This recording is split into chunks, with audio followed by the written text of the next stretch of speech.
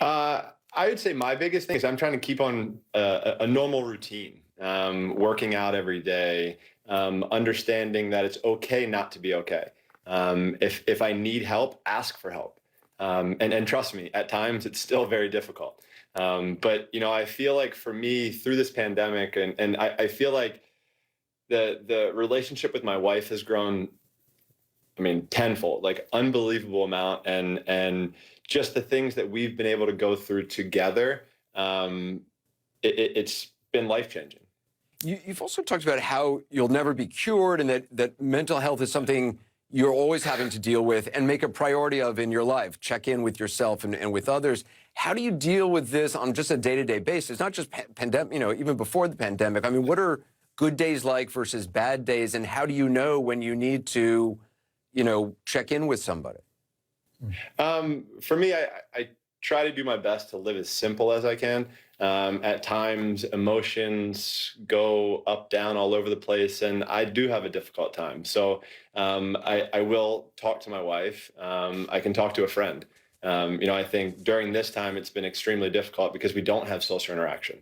So a FaceTime with a friend or a phone call with a friend, those things go a long way and really do help. I think one thing that I learned throughout my career is how dangerous it can be to compartmentalize, stuff those emotions down and not to deal with them. And I think for me, I've had a difficult time, going through those things from here and there, but I feel like when I do face those tough conversations that I don't want to have, I feel like there literally is a weight lifted off my back.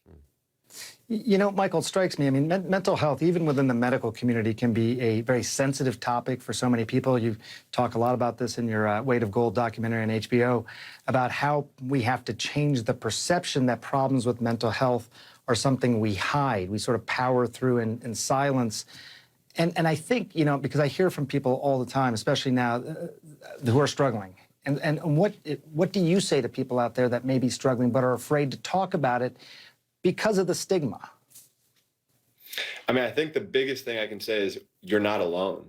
I felt after, talking to some of these athletes and seeing, firsthand in 2016 how many other athletes were struggling.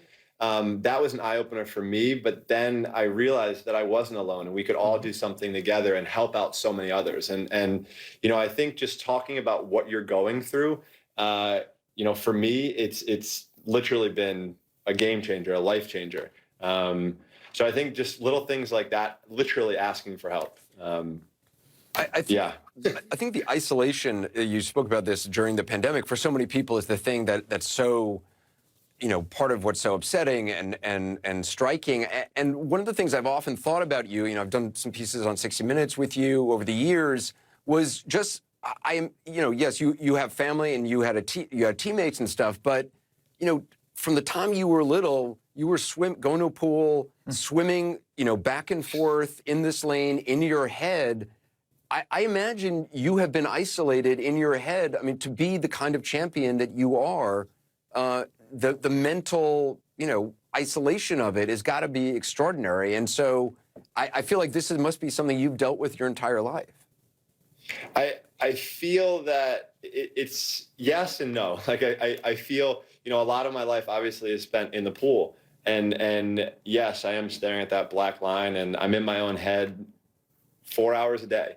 I think for me, I was able to maintain it or, I don't know, I guess use it to help me potentially throughout my career.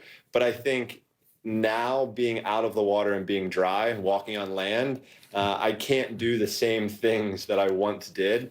So I'm basically trying to reprogram or relearn things that work for me. Yeah, I mean, you can only stuff that stuff down, for performance reasons and other reasons for so long. At some point, it bubbles up, and it bubbles up often in ways one doesn't want it to. Yeah, correct. Yeah. Exactly. Speaking of the pool, Michael, I want to just take a minute and show everyone a clip of you and Anderson from back in 2008.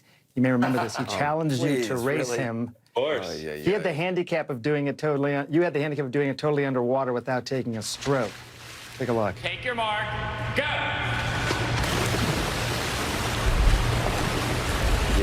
Turns out it's not such a handicap for Michael Phelps to not actually take What a does it stroke. feel like to race Michael Phelps? I couldn't tell you. Looked pretty You got good. me so quickly.